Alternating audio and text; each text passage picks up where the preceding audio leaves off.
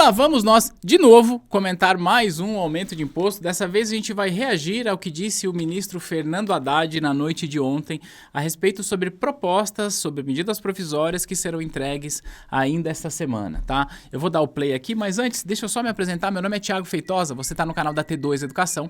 Aqui nesse canal eu falo de economia, de investimentos e falo principalmente sobre carreira no mercado financeiro. Se você é novo, se você é nova, está se preparando para uma certificação nesse mercado e quer aprender com quem de fato ensina o mercado financeiro, é aqui que você tem de estar. Clica aqui, se inscreve para não perder nenhum vídeo, porque além de reacts como esse, tem aulas preparatórias para as suas certificações, tá bom? Então se inscreve aí. Vamos lá, direto ao ponto, ver o que disse o ministro Fernando Haddad na coletiva que ele deu aqui, junto com os presidentes do Congresso. É a primeira vez que eu participo de uma reunião conjunta das duas casas, com os principais líderes das duas casas, uma reunião muito aberta, muito franca, muito produtiva e com um grau de maturidade muito grande para enfrentar os temas que estão colocados. Vamos lá, independente do que ele vai apresentar daqui pra frente, independente de mérito do que ele vai apresentar, deixa eu só falar uma coisa que realmente parece ser relevante, né?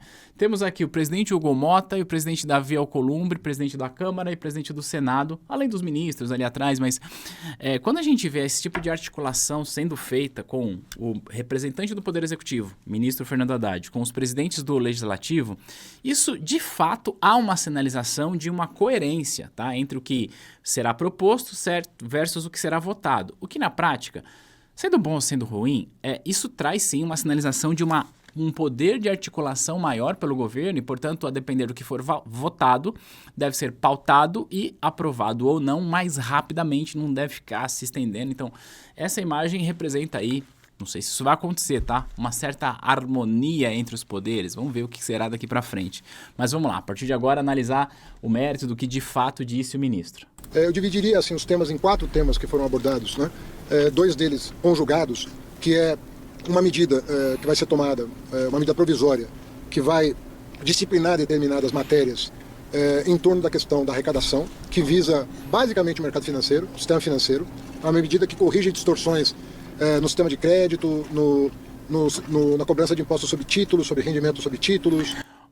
O ministro disse, eu vou explicar melhor o que ele está falando, que deve apresentar uma medida provisória para disciplinar essa parte arrecadatória nos títulos. Só que, na prática, o ministro não pode, o presidente Lula não pode editar uma medida provisória para criar um novo imposto, tá? O IOF, sim, ele, por ser um imposto que tem poder regulatório, o IOF é por decreto. Agora, aumento de imposto de renda, como ele está propondo aqui, não pode ser via MP. Precisa ser sob projeto de lei e ainda precisa respeitar a anualidade, ou seja, se for aprovado é só o ano que vem, para valer. E temas afins, né? Inclusive vai entrar um aspecto que nós vamos explicar amanhã com mais vagar, na questão das bets, né?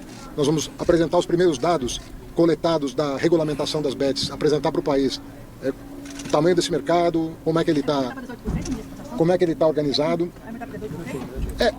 Bom, sejamos honestos, né? Até aqui ninguém é contra tributar bet, né? Até porque é uma farra de gasto, assim, que ninguém é contra. Então, esse é um projeto, a gente precisa, claro, enxergar os números, ver exatamente o tamanho desse mercado, mas mudar o imposto lá das bets de 12 para 18, até aí, não é nenhum tipo de imposto, digamos, impopular. A maior parte das pessoas não é contra isso. Na verdade, a proposta original do governo era 18, né? E nós apresentamos para os parlamentares o tamanho desse mercado, né? Que ficou durante muitos anos sem um disciplinamento, né? Então, agora, a primeira vez que nós temos dados da secretaria pertinente, né? Que vai encaminhar formalmente agora para o parlamento, mas eu já apresentei os dados informalmente, que vão chegar aqui, para mostrar o tamanho Quando eu estou gravando esse vídeo, não saíram esses dados ainda, tá? Quando sair, a gente pode gravar um vídeo sobre. Desse mercado e desse problema, na verdade, né? E ponderamos sobre a necessidade de repensar o projeto original, né? Então isso também vai ser matéria dessa medida provisória. E o que essa medida provisória vai nos permitir? Ela vai nos permitir recalibrar o decreto do IOF, né? Fazendo com que a sua dimensão regulatória, né, seja o foco da nova versão, né? Olha só um ponto importante que ele fala, né? Que o decreto do IOF deve ser regulatório. Eu não disse com essas palavras, mas o IOF, que é um imposto de operações financeiras, esse tipo de imposto ele não tem como princípio ser um imposto arrecadatório, mas ser regulatório. O que isso significa? Que o governo não pode sair por aí aumentando o IOF só para arrecadar mais, como foi feito no decreto anterior, né? Porque anunciou o aumento de IOF para arrecadar não sei quantos bilhões de reais, Porque esse imposto não é para isso. Ele é imposto regulatório. E aí, se você que está aqui me vendo é um defensor assíduo do governo, presta atenção no que o ministro Haddad disse. Ele disse isso aqui, vou voltar um pouquinho. E recalibrar o decreto do IOF, né, fazendo com que a sua dimensão regulatória, né, seja o foco da nova versão. O IOF tem de ser isso, regulatório. Então o ministro está dizendo, olha, a versão anterior não era para isso, certo? Né, e nós possamos reduzir as alíquotas previstas no decreto original, que vai ser reformado conjuntamente. Por isso que eu falei que são dois temas que vão ser tratados juntos, porque por lei eu preciso dessa compensação, eu preciso dessas medidas compensatórias para manter o ritmo de cumprimento das obrigações fiscais do país. A MP já é suficiente para cobrir? Ela, com outros temas serão objeto de votação no Congresso também, como é o caso da lei do óleo que nós mandamos para cá, já tem acho, talvez 15 dias, e que também é parte, né, do nosso arranjo para fechar os anos, mirando o centro da meta do arcabouço fiscal. Oi? Risco sacado vai recuar para quando? Porque essa é uma preocupação bem grande do setor. Então, o risco sacado vai ser digamos assim, o IOF mais afetado pela MP vai ser justamente o risco sacado. O jornalista perguntou para ele sobre o risco sacado, né? E aí ele responde dizendo que vai ser o mais afetado com esse novo decreto, dizendo que haverá um recuo. Mais para frente ele fala que não há isenção, mas há um recuo. Agora, o que é esse risco sacado e por que é importante ele voltar atrás nessa questão do risco sacado? Risco sacado, basicamente, é a operação que as empresas fazem de antecipação de recebíveis. De um jeito bastante simples, quando uma empresa vende para você lá um produto em 4, 5 vezes, seja lá com cartão de crédito, dependendo da negociação, se for entre empresas com duplicata, essas empresas tendem a antecipar esses recebíveis. E a antecipação desses recebíveis pode ser feito com um banco, pode ser feito com uma factoring, pode ser feito até com um FDIC. E aí, o que o decreto fez foi aumentar o IOF para esse tipo de operação. O que na prática, esse decreto que fez foi deixar o crédito para as empresas mais caro. Só que a questão aqui é que as empresas que normalmente fazem esse tipo de operação são pequenas e médias empresas. Então, se o governo quer contribuir com o crescimento econômico e incentivar o empreendedorismo, as pequenas e médias empresas, como é que você aumenta o custo do crédito assim via decreto de imposto que nem é para arrecadar, mas é para regular? E agora o governo está tendo de voltar atrás, porque de fato isso impacta muito as pequenas e médias operações espalhadas pelo Brasil e, consequentemente, isso tem reflexo no preço do consumo, tá? Então, o governo pretende, pelo menos enquanto estou gravando esse vídeo, voltar atrás com esta parte do decreto do IOF, segundo o que disse o ministro Haddad. 3,95. O senhor acha que pode reduzir para quanto? Não, a parte fixa do risco sacado, ela desaparece, né? E foi recalibrada a parte do diário, para manter coerência com... Quer dizer, não vai zerar o IOF do risco sacado. Ele vai recalibrar, é um termo chique, né? Para dizer, olha, eu vou cobrar. Todo o sistema de crédito da forma como ele é tributado hoje. O que mais deve ser recuado no decreto do IOF? É uma recalibragem, né? Um novo decreto que vai ser recalibrado junto com a medida provisória. Né? Então todos os itens vão ser todos os itens vão ser revistos. O jornalista perguntou para ele sobre a tributação sobre o VGBL. Ele disse que também vai ser revisto. Vamos aguardar aí, porque lá no decreto anterior criou-se 5% sobre aportes acima de 50 mil no VGBL, que no vídeo que eu fiz quando saiu o decreto, eu falei, olha, isso aqui, a longo prazo, a gente não sabe aonde que vai chegar. Daqui a pouco chega em quem está colocando aportes menores, né? Poderia explicar, por favor, a parte da tributação do mercado financeiro? Eu vou explicar com toda a tranquilidade, porque tem coisas que foram discutidas aqui que não estavam na nossa apresentação e que, por provocação do Congresso, nós vamos rever.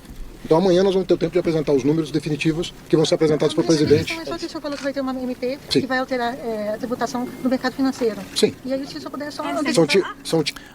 O jornalista falando, não, o senhor falou que vai ter uma MP que vai alterar a tributação do mercado financeiro. Olha, não pode alterar a tributação ou aumentar os impostos, como ele está querendo aqui, imposto de renda, com MP. Tá? É importante isso, mas vamos lá. Títulos isentos. Que hoje são títulos isentos. Títulos isentos. O senhor vai deixar de ser isentos. Vão deixar de ser isentos, mas continuarão bastante LCI e incentivados. LCA, vou falar sobre isso. Isso. Todos... Imposto de renda. Imposto de renda. O senhor vai acabar com a isenção deles. Eles continuarão incentivados, mas não serão mais isentos, inclusive porque estão criando distorções na rolagem da dívida pública, inclusive. Né? Então, isso é verdade? Bom colher um depoimento assim seu. LCI tem mais, ministro. Qual outros que são isentos, debêntures incentivados? As isenções, né? Eu repito, continuarão fortemente incentivados, mas não mais isentos. Para corrigir. Você vai acabar com a isenção, que era justamente o que atraía os investidores. Porque a diferença de 0 para 17,5 vai ser reduzida, mas não vai ser... nós não vamos cobrar um imposto de renda que paga todo o título público, por exemplo. Mas Hoje, não vai ser zero a alíquota. não vai ser 0 a alíquota, mas não vai ser 17,5. Já tem um número. Vai ser 5. Vai ser 5. Mas o que mais? Além da LCL, você tem outros títulos que são isentos. Os isentos todos. Todos os isentos. Bom, os isentos todos. Eu estava esperando exatamente essa hora aqui do ministro Haddad falar sobre isso. Primeiro, ele está dizendo o seguinte, que ele vai apresentar uma MP para tirar a isenção de LCI, de LCA, de CRI, de CRA e de debênture incentivada. Ele falou os debêntures todos, né? Então vamos lá. Primeiro, nesse caso, ele estaria majorando o imposto de renda. Só que para majorar o imposto de renda, precisa de 1, projeto de lei e 2, respeitar o princípio da anterioridade anual, o que na prática significa dizer que ainda que o Congresso Nacional aprove isso este ano, não pode cobrar esse ano, só a partir do ano que vem. Essa é a primeira coisa. Agora, eu sei que quando a gente olha e faz uma leitura superficial, parece até que o ministro com essa nova cobrança, que o governo com essa nova cobrança, está fazendo justiça social. Afinal de contas, vai cobrar imposto de renda de quem investe e o pobre, portanto, não vai ser afetado, não é mesmo? É mais ou menos, tá? Mais ou menos. Porque, vamos lá. Sim, é verdade que a gente vive, infelizmente, num país muito pobre. Sim, é verdade que a minoria dos brasileiros tem condições de poupar ali um dinheiro para investir, seja em títulos de renda fixa, título de renda variável, certo? Então, isso afeta só os investidores? Não. Olha só, para que você possa entender isso, vamos entender o seguinte. Por que existe esta isenção de imposto de renda, tanto na LCI quanto na LCA? Essa é a primeira coisa. Existe essa isenção porque estes instrumentos eles servem para trazer incentivos para os investidores colocar dinheiro nesses títulos e gerar funding para a indústria da construção civil, no caso da LCI, e do agronegócio, no caso da LCA. Porque na prática funciona assim, ó, quando um banco emite uma LCI e você, investidor, coloca o seu dinheiro nesse título, o banco precisa necessariamente pegar o seu dinheiro e emprestar na outra ponta para quem vai usar isso na construção civil, no caso da LCI. Então, quando você toma um crédito imobiliário para comprar sua casa, ou quando uma construtora usa esse dinheiro para construir, etc e tal, este recurso vem da LCI. Então, quanto mais a gente coloca dinheiro numa LCI, mais há funding para a construção civil construir. Você deve saber que o segmento da construção civil tem um poder muito grande de gerar emprego, certo? Isso é natural, não só na construção propriamente dita, mas em toda a cadeia produtiva disso. A mesma coisa se aplica à LCA. Quando um banco, uma cooperativa de crédito emite uma LCA, esse recurso precisa ser necessariamente canalizado para a produção do agronegócio. E aí a gente precisa pensar o seguinte, que o agronegócio é fundamental para o nosso crescimento do PIB e mais, o agronegócio é o nosso principal fornecedor de dólar, então ele tem um impacto significativo na nossa balança comercial. O que eu quero dizer é que quanto mais o nosso agronegócio produz, mais a gente tem, obviamente, produção de alimentos aqui internamente, mas também a gente vende para fora e isso impacta a nossa balança comercial e contribui para um equilíbrio ali do dólar versus real. Então, não é tão simples assim. E talvez você esteja se perguntando, tá, Thiago, eu continuo sem entender onde é que o pobre pode ter problema em relação a isso. Vamos lá. Para que você possa entender isso, eu vou voltar aqui nessa apresentação, só que eu vou mostrar outra coisa para você, uma outra tela. Então, eu vou ficar aqui pequenininho, eu vou tirar aqui e vou entrar aqui nesse site que é o App Renda Fixa. Aqui tem instrumentos de renda fixa de todos os emissores, quanto que está cobrando. Eu nem vou comparar se o emissor A é melhor que o B, nada disso, tá? Só quero olhar aqui, ó. Eu busquei CDB, títulos emitidos por instituições financeiras, certo? Então, se eu pego esse aqui, ó, esse primeiro que eu estou buscando aqui, ó, pela maior rentabilidade, esse aqui é prefixado um CDB, está pagando 19,37%. Então, quem é o emissor aqui, ó? O Will Bank. Eu não estou analisando se é um bom emissor, se não é nada disso. Mas o Will Bank emite um CDB para captar recurso e ele está pagando aqui, ó, quase 20% ao ano, o que é muita coisa. Mas esse mesmo site diz o seguinte, que se esse mesmo título fosse uma LCI, se fosse uma LCA, seria o equivalente a 15,5%, ou seja, quase 4 pontos de diferença em termos de rentabilidade. E a mesma coisa segue aqui, ó, o CDB paga 127, desse banco BS2, paga 127% do DI. Se esse banco estivesse captando via LCI, ele estaria pagando 107% do CDI. Se eu venho aqui, ó, clico em LCI e busco pelas maiores rentabilidades, ó, maior rentabilidade que a gente tem é 99% do CDI, 95%, 94% e por aí vai. Eu só fiz isso para demonstrar para você o seguinte: o investidor, por que ele tem a isenção de imposto de renda? Se ele investe numa LCI para ganhar, sei lá, 90% do CDI, que é menos do que a taxa base, para o investidor faz sentido, porque é isento de imposto de renda. Só que se ele vai para um título que tem imposto de renda, ele vai exigir mais. O que significa dizer, portanto, que para um banco, para uma financeira, para uma cooperativa de crédito, tomar dinheiro emprestado nestas linhas de crédito, LCI, LCA, por exemplo, eles vão precisar pagar uma rentabilidade maior. Se os bancos precisam pagar uma rentabilidade maior nesses títulos, pergunto para você, quem é que vai pagar essa conta? Pois é quem toma o crédito lá na outra ponta. Então, quando você quiser comprar a tua casa através de um crédito imobiliário, você vai pagar mais caro. Por quê? Porque ficou mais caro para o banco captar esse recurso junto de investidores. Quando o produtor rural precisar captar recursos para financiar uma plantação, ele vai pagar mais caro. Por quê? Porque ficou mais caro captar esse recurso via LCA. Então, não adianta a gente vir com um discurso e dizer, não, mas olha, só o investidor que vai pagar. Olha, não é, e o ministro sabe disso. Mas é importante a gente entender. Agora, vamos esperar a cena dos próximos capítulos.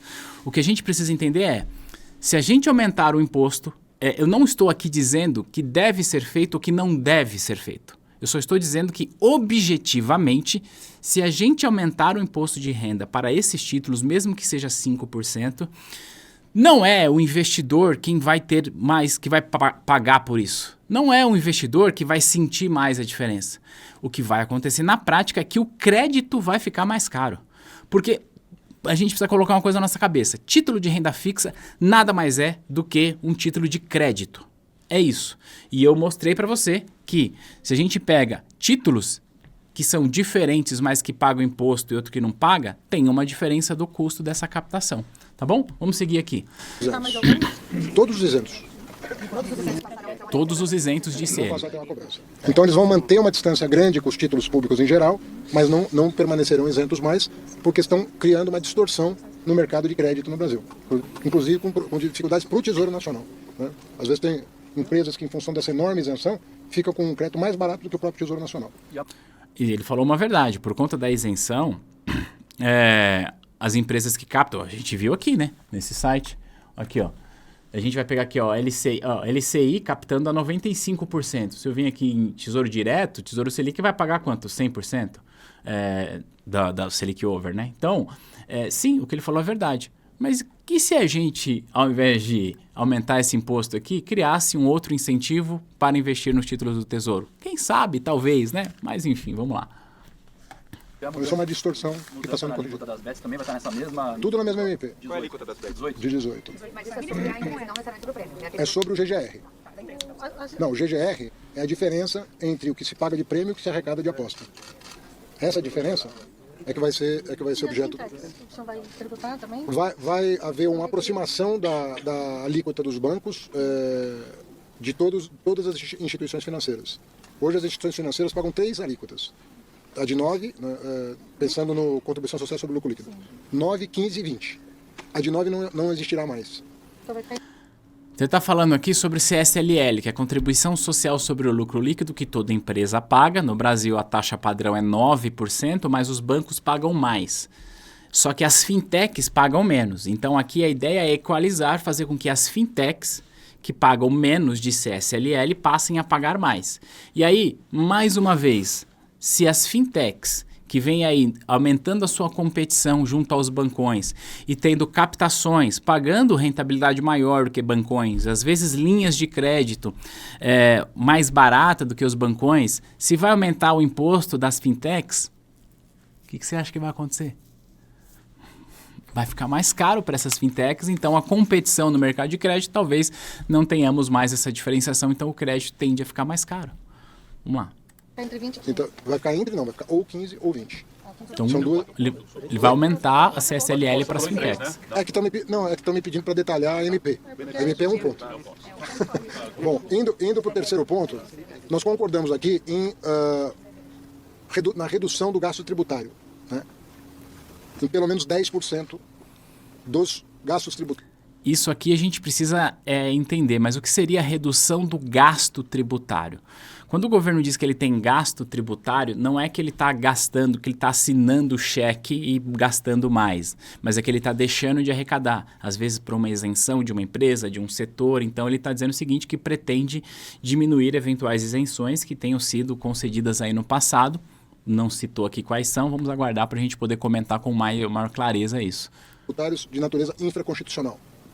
Então isso está mais ou menos pacificado também entre os... Obviamente que tudo que eu estou dizendo vai ser objeto de deliberação do Congresso como um todo, né? A iniciativa do Executivo está sendo feita com base naquilo que foi ouvido aqui dos dois presidentes e dos líderes que participaram da reunião. Mas obviamente que todos eles vão voltar para suas bancadas para analisar as propostas. Ela tem uma tramitação, nada da medida provisória entra em vigor imediatamente, né? Aí, ele mesmo falando o que eu disse há pouco, né? Que a medida provisória não dá para entrar em vigor agora porque estão majorando o imposto, precisa esperar respeitar o princípio da anterioridade anual. Então, porque tem a noventena e tem anualidade em alguns casos. No caso Isso que ele está dizendo de noventena e anualidade é que eu expliquei, né?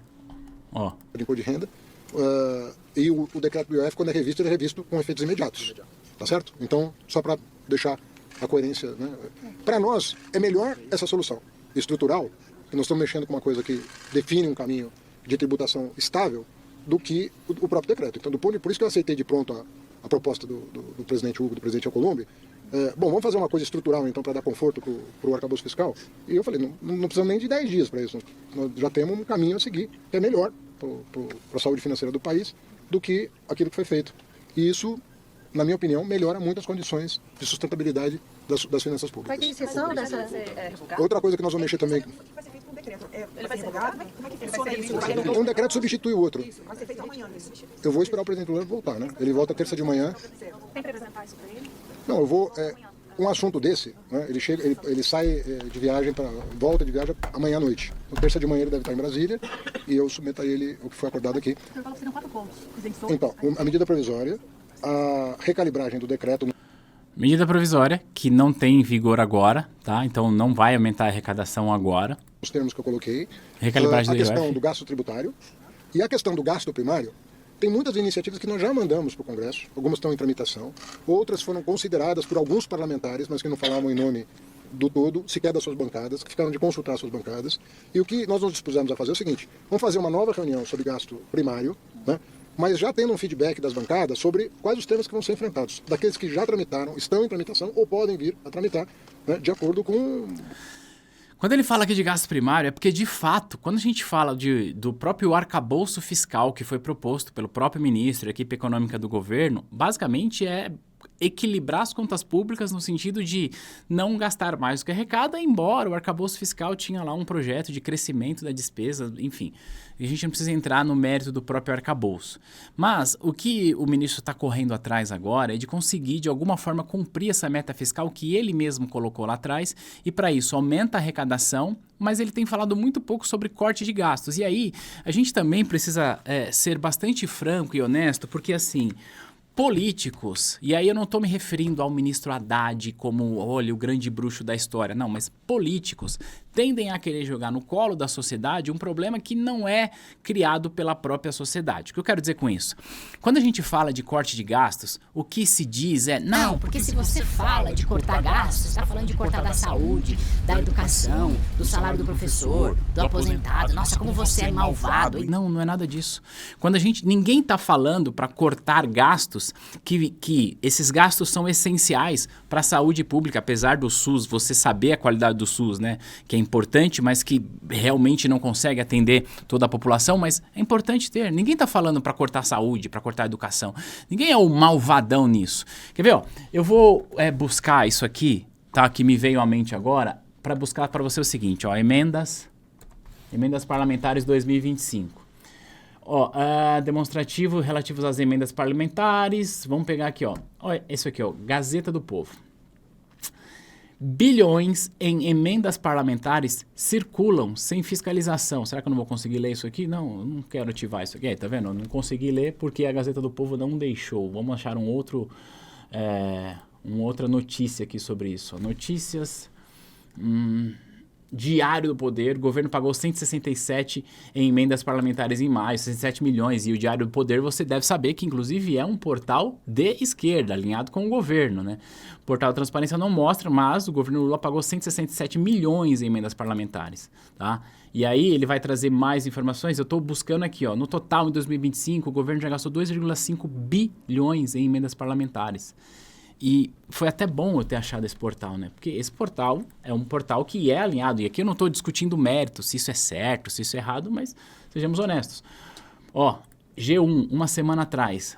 Transparência Brasil aponta repasse de 8,5 bilhões em emendas parlamentares paralelas. A organização compara novas emendas a orçamento secreto. Diz que é um atentado à democracia e cobra transparência do executivo. Tá aqui, ó. Essa matéria aqui eu nem tinha lido, não vi nada aqui a respeito disso. Aí vem a questão, a gente precisa cortar da saúde, da educação?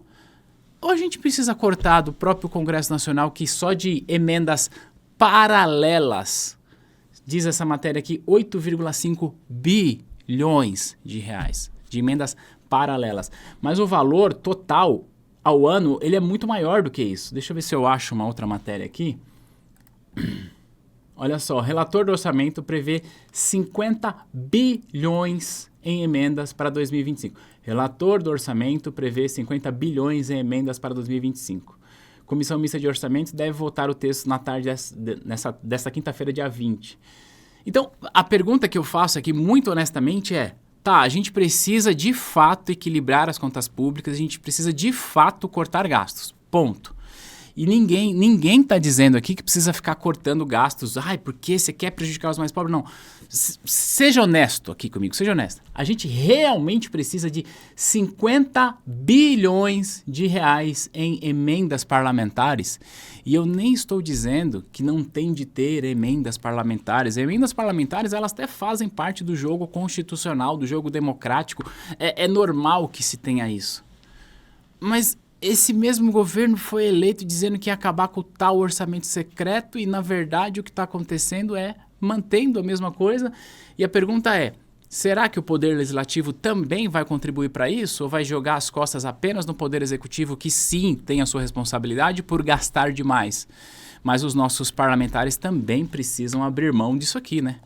Vamos lá, se a gente está falando em equilíbrio das contas públicas, não dá para a gente simplesmente deixar e dizer que não, tem que sair cortando, corta o salário do professor, não. 50 bi de emenda parlamentar. É muito dinheiro. O pulso do Congresso, uma vez que nem sempre medidas de calibragem de gasto primário, né, que vocês conhecem melhor do que o que já passou pelo Congresso, nem sempre isso é bem recebido pelo menos suficientemente para votar, para aprovar. O que ele está dizendo é o seguinte, né? Quando a gente manda uma proposta de corte de gasto primário para o Congresso acaba não aprovando. E aí a gente precisa também endereçar os culpados aqui. Obviamente que o Poder Executivo tem gastado muito, mas e o Legislativo, hein? Quando é que eles vão também abrir mão dessa benesse aqui de 50 bi? Os caras estão querendo votar aumento de cargo, aumento de número de deputados. Pera lá. Então nós ficamos de voltar aqui, e eu estou à disposição, quando for necessário, a equipe da Fazenda, Planejamento, estamos à disposição, a ministra Gleisi está me acompanhando, para saber, assim, dos temas que já foram objeto de apreciação, ou que estão em tramitação, ou que podem ser, nos quais nós podemos avançar. Nós estamos tecnicamente disponíveis para desenhar, né, esses novos formatos e endereçar. Para esse vídeo não ficar muito longo, já está terminando a fala do ministro Haddad, eu vou colocar só um trecho da fala do presidente Hugo, que eu já vi aqui, que me chamou muita atenção, tá? Só para o vídeo não ficar longo, porque já estamos mais de 20 minutos aqui. Ó. Preciso fechar os números. E nós colocamos que essa medida precisaria ser revista. E o governo, atendendo essa posição do presidente do Senado, do presidente da Câmara, representando as duas casas, hoje trouxe essa alternativa, onde o decreto será refeito, né, uma calibragem diminuindo de forma significativa os seus efeitos, será anunciada pelo governo com a volta do presidente da República. É importante registrar que isso só foi possível graças a esse trabalho que nós fizemos junto ao Ministério da Fazenda. E para resolver a situação das contas públicas de 2025, o governo apresenta uma medida provisória, que na nossa avaliação ela traz uma compensação financeira para o governo, mas muito menos danosa do que seria a continuidade do decreto do IOF, como foi Esse era o trecho que eu queria colocar aqui. Diz o presidente Hugo que o governo vai apresentar uma alternativa ao IOF que é menos danosa à economia. Foi o que ele disse. Ou seja, o que foi colocado lá atrás realmente era ruim, ainda bem que o governo está voltando atrás. Mais uma vez, o IOF não é um imposto arrecadatório, mas regulatório. Mas o que o presidente Hugo está dizendo, olha, o que vem por aí é danoso. É menos do que era, mas continua sendo danoso. E ele está aqui articulando junto com o ministro da Fazenda. Então, vamos aguardar as cenas dos próximos capítulos. Assim que essa proposta for de fato apresentada pelo presidente da República, a gente vem aqui, analisa a MP. Mas, mais uma vez, eu quero que você saia da superfície, que você entenda que se o governo diz que vai aumentar o imposto de renda de um lado, essa conta vai chegar em outro lado. Então, sim, se aumentar o imposto de LCI, de LCA...